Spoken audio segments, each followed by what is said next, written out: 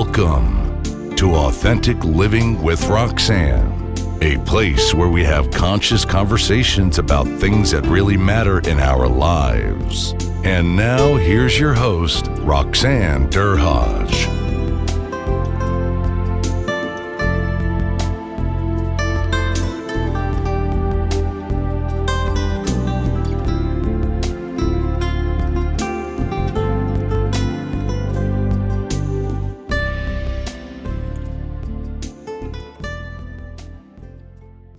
Hi, everyone. It's Roxanne Derhodge. Thanks for tuning in again this week. This week I have an honored guest, Traci Cipriano, and she has quite the combination of skills, I would say. She is a former lawyer and a psychologist, and she's just recently released a new book. So Traci, tell us the name of the book, and it was released in July, and where people can get it. Sure. It's The Thriving Lawyer, a multidimensional model of well-being for a sustainable legal profession. And it's really available from any bookseller. You can find it online from Amazon, any other bookseller online. You can ask your bookstore to purchase it. I have a website, thethrivinglawyerbook.com. You can go there and click on a link if you want. Awesome. It's published by Routledge. I didn't publish it myself. It's published by Routledge, but I have links to sellers. Okay, awesome. So let's now that's quite the, I would say there's a lot of skills that you would have used as a lawyer, but now you're a psychologist. So yeah, help me understand the path that you took, Traci, to kind of, initially you were legal, and then now you've stepped over, and I know you're also teaching at the clinical professor at Yale School of Medicine. So tell me about your path. Sure. That you decided to take these two routes. My interests have always been in psychology, law, policy, health, and I initially took the law school route. I thought I could, bring change about in the world as a lawyer, and there were things I really enjoyed about law. I enjoyed the research and writing and legal analysis, problem solving, crafting, good arguments, but there were things about the day-to-day practice I didn't enjoy, and I eventually decided that I wanted to take the leap and return to graduate school for psychology. I'm a relational person. I'm very interested in what makes people tick, what's going on, what motivates people. And so I returned to graduate school for clinical psychology, and I haven't looked back. It was difficult to make that leap, but then once I did, it's been terrific. But I think my legal training helps me to work with lawyers because I fully understand. I understand how they think. I understand the environment. I understand the pressures. And when I'm reading psychological research and literature, I can say, oh, this is appropriate for that situation. It really helps me mesh the two together.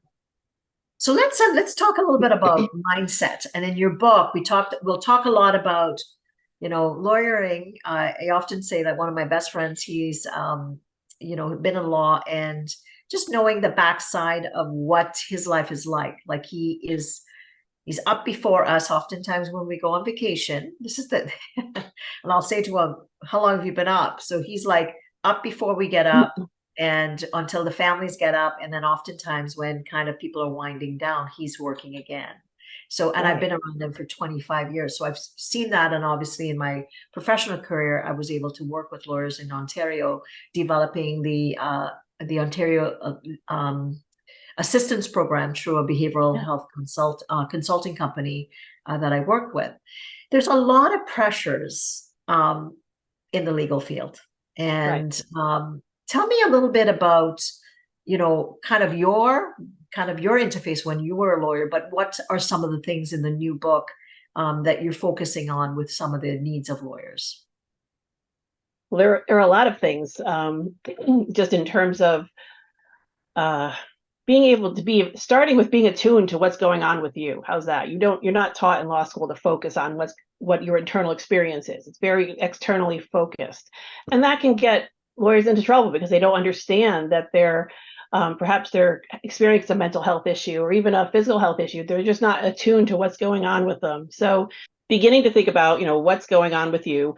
And then once you appreciate that, you can do more in terms of self-care strategies. I think of your colleague. I wonder how much sleep he's getting, and maybe he needs education on how sleep might benefit him and how he might be more efficient with his work. Maybe he has no complaints and he's fine. But if he's saying to you, oh, Roxanne, I'm always tired, I can't seem to get everything done, maybe there's something about sleep in there that needs to be addressed.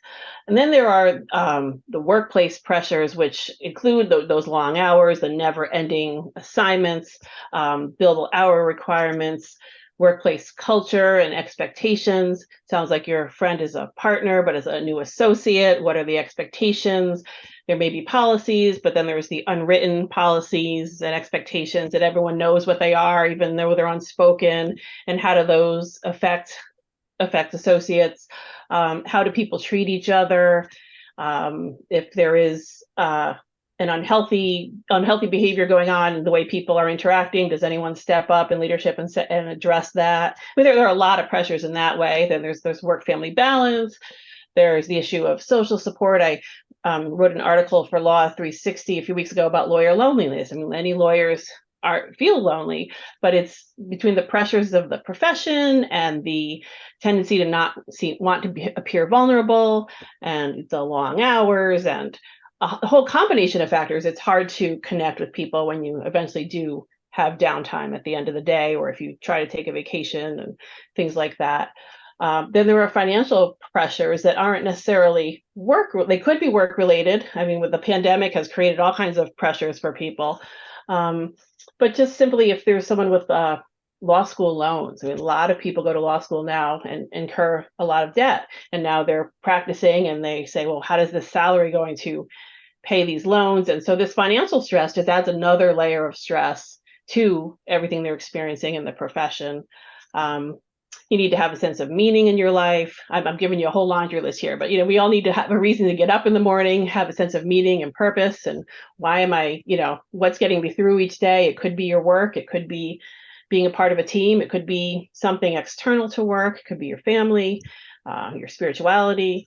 And I don't know, that's a few things. Yeah, well, absolutely. And I can tell you that based on the data that when I would look at the trending of some of the legal people, the top issues were relationship and addictions. Those were the top two issues that we saw, again, which would make sense. So here we're talking about mindsets, right? Like you said, you're going through law school, you're going through a lot, obviously you have to be able to be able to keep up with studying and articling and all those things. And then you said you're externally focused. So you're getting, how many ever years you go in, and then you start off in the law firm where you're just kind of doing what's expected of you and meeting clients' needs, not really thinking internally. So I would think that mindset was something that you could really tap into with lawyers, because I'm thinking you've been a lawyer, so you understand.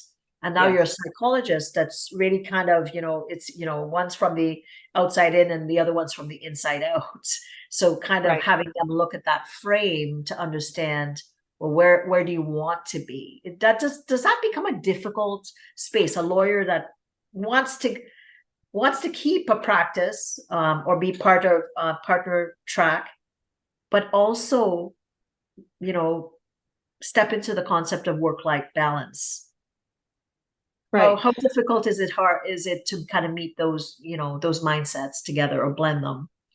Depends upon if they own the practice or they are one of many partners, right? So if it's your practice, you really have a lot of autonomy to decide how many hours you'll work, what cases you'll take on, when you'll work, where, all of that. I think as firms get larger, it's now you need more people on board in terms of how is this firm going to operate? And I think that's where some of the challenges are.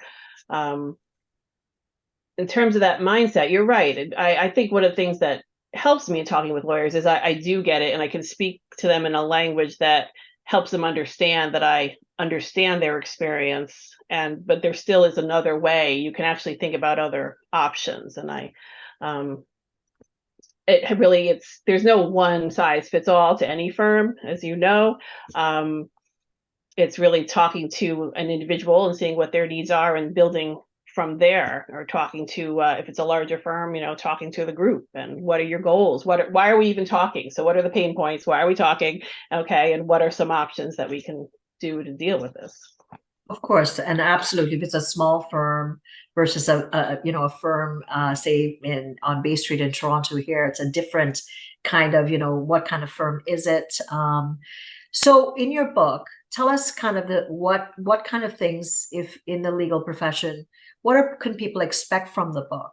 What are some of the things that you explore that, say, lawyers or firms that are listening to this podcast or leadership teams in law firms would get out of the book?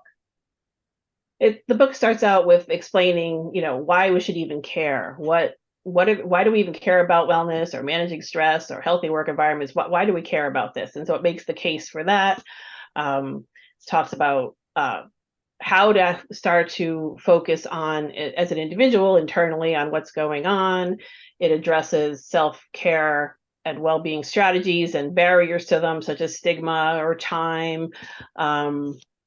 It talks about a lot of these workplace issues and how to begin to think about them differently. I ask a lot of questions, challenging the reader to think about how, what does this mean to you? What are your goals, your values, and helping them think through some of the issues themselves related to their work and their policies. Yeah. So you in reading the overview of the book, you talked a little bit about the pandemic and how it affected the legal kind of landscape. Can you share a little bit about how it impacted the legal profession? Well, a few different ways. One is certainly it raised awareness about mental health.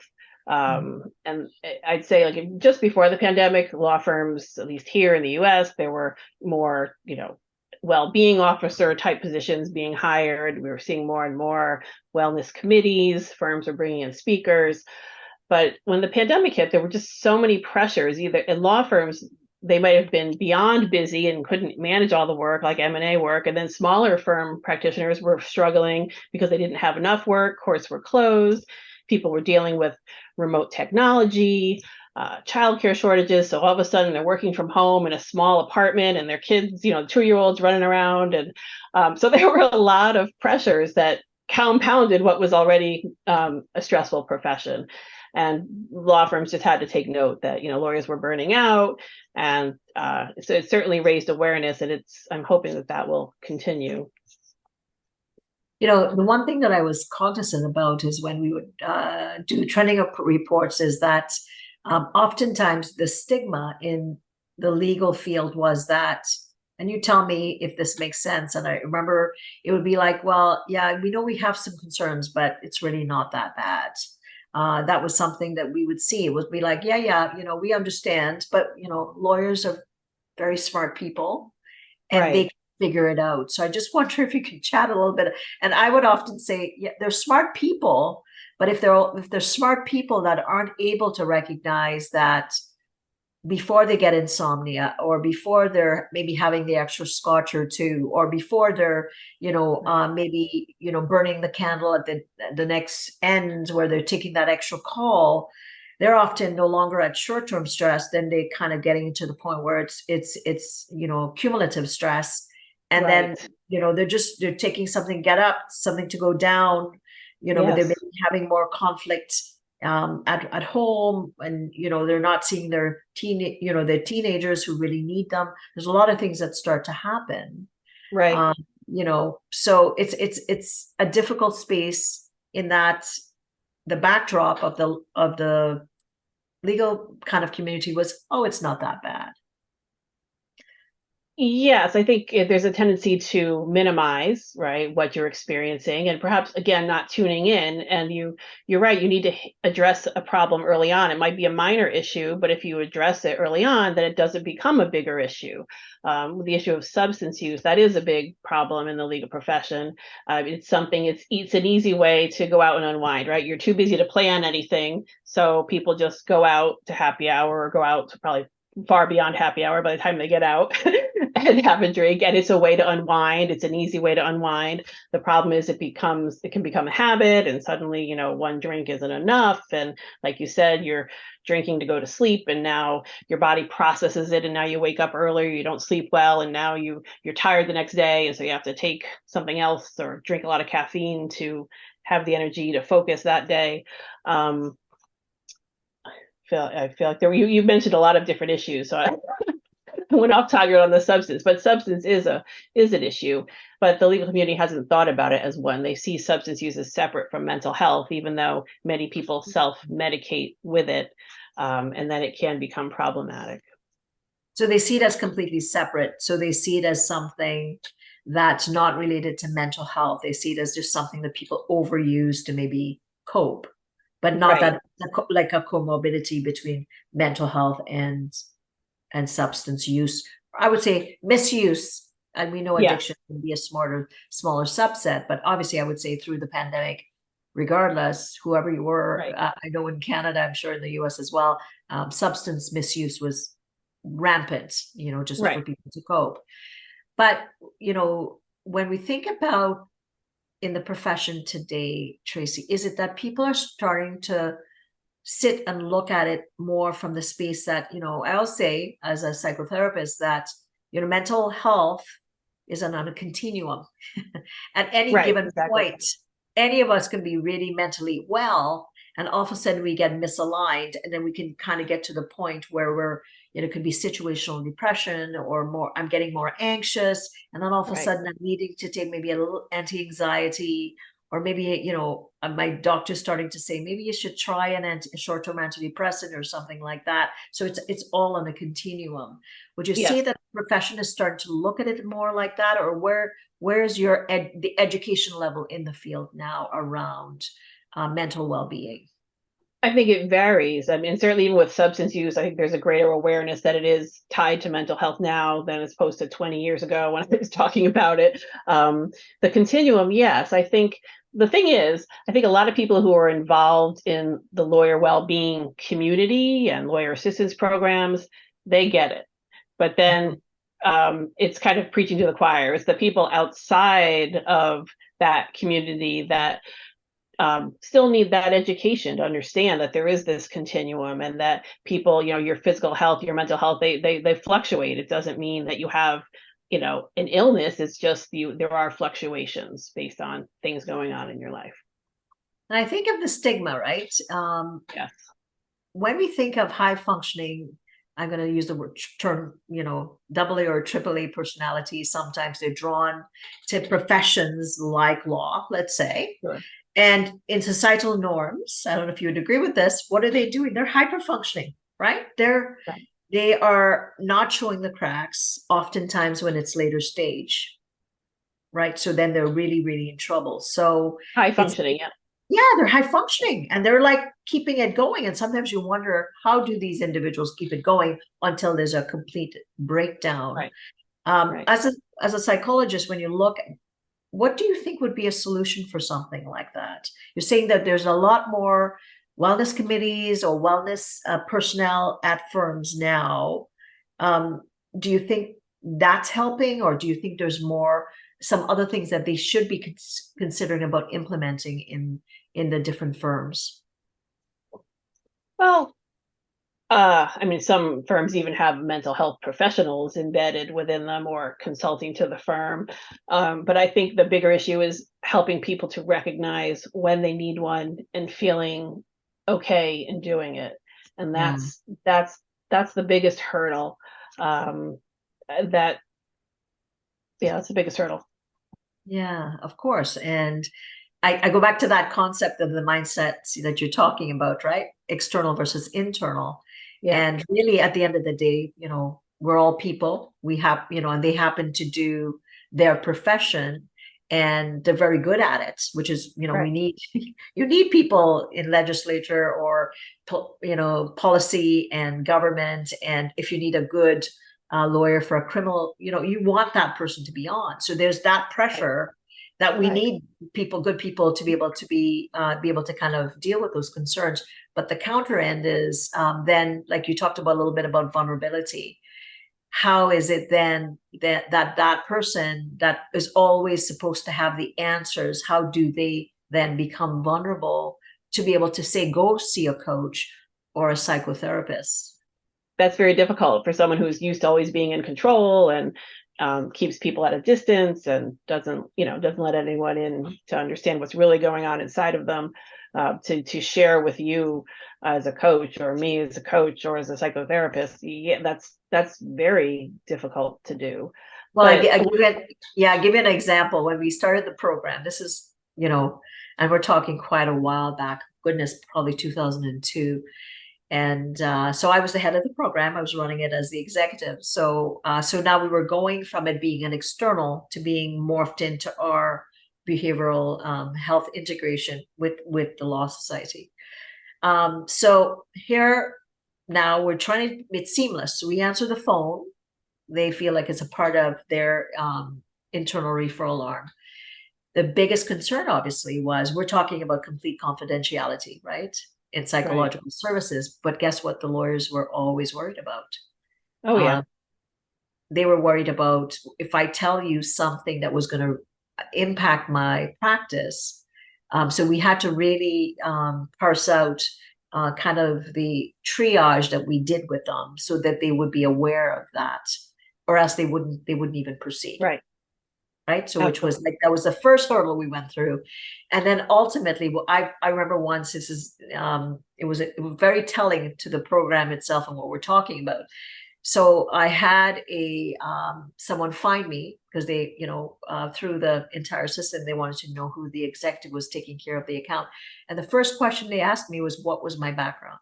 What gave me the credentials to be able to run the program? And then they proceeded, so it was two lawyers, by the way, two lawyers married to each other, and one of them called through. And the second one was, they didn't like the way the therapist was dressed. They didn't like the therapy office because it seemed too informal. And the approach that the therapist took was too informal from what they were expecting. So it's interesting. That shows you of an example of the issue with having to switch chairs to be able to get the help, right? Right. It was quite fascinating, actually.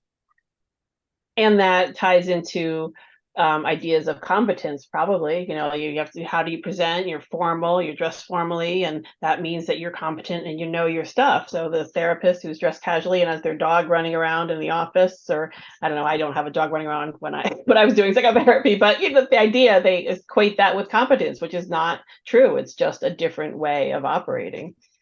So another level then as well, right? The difference in field. So I think of you with your being in both and be able to join both of them to help them recognize.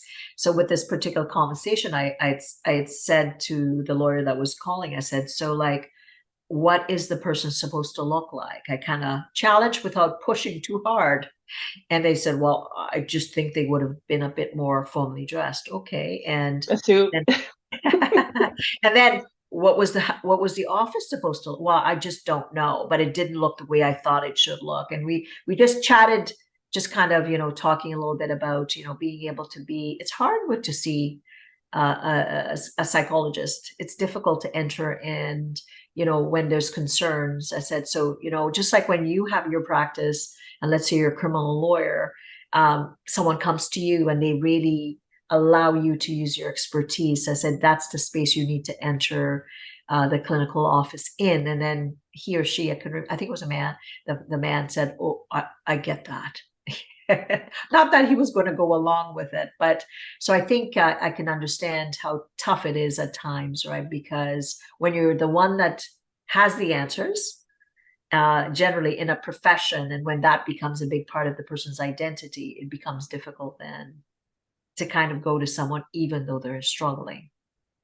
Right. And in that case, in the psychotherapist's office, they didn't know the rules. Like, what are the rules here? Everyone's casual, and how am I supposed to behave? And how do I, everyone's so open, and how do I, keep my poker face in here? It's very intimidating. until Of people course, get and comfortable with it. in a courtroom, there's guidelines. There's certain ways Right. everybody's supposed to act a certain Right. way when the judge comes in, when those types of things. But in the therapy office, a complete different kind of scenario too. So I love the concept again from like you said, external to internal, and then being able to kind of like you said, have the conversations about what they might need to develop within themselves. So what do you think? In our time, in reference to mental well-being and the legal profession, what do you think is one of the first things that law firms need to consider if they don't already have some things in place? That's a good question. I think a wellness committee of some sort, where people get together and talk about what's going on in the firm and the client and the climate and the process.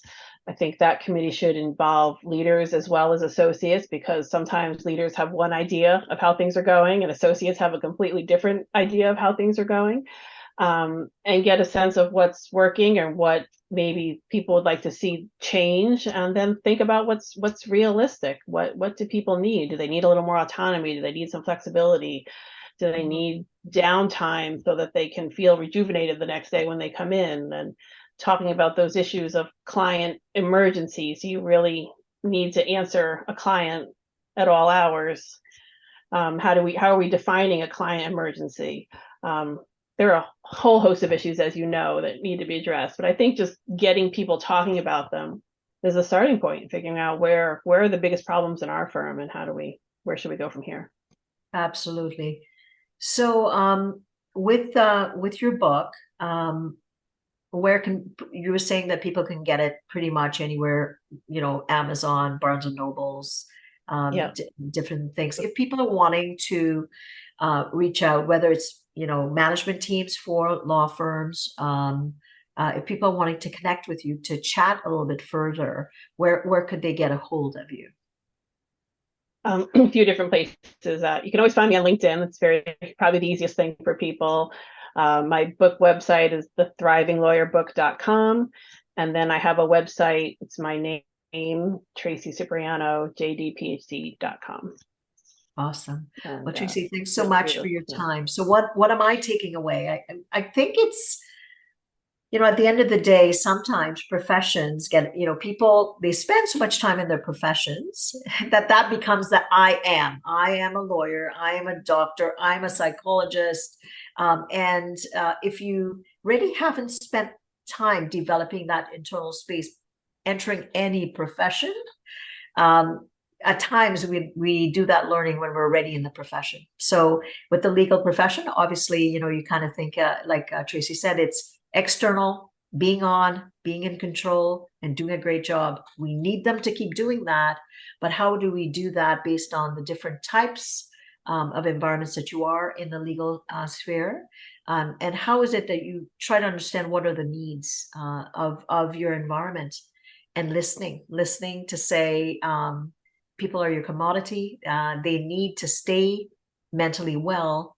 And now that we're in I think the space post-pandemic, where we recognize there's a lot more things that we have not addressed, that we look at every profession and say, there's always going to be concerns, but how do we optimally prepare ourselves so that people stay really, really well? So Traci, thanks so much for sharing. And for everyone out Thank you there, for having me. Thanks for coming. And Traci, it's always a pleasure to talk and drill down even further into an area that oftentimes I don't spend time in. So thank you. And so for everyone, like Traci, I launched my book in July, the ROR, Return on Relationship, where we talk about resilience and their teams. If you're wanting a copy of that, it's on Amazon, but you can also go to my website at roxannedurhage.com and grab a copy. Again, thanks for tuning in, and Traci, take care, and so nice for you to give us your time. Thanks for tuning in to Authentic Living with Roxanne, creating the space for positive, healthy change. Roxanne is a keynote speaker, psychotherapist, and coach. To work with Roxanne, visit roxannedurhage.com/blueprint. We'll see you next time on Authentic Living with Roxanne.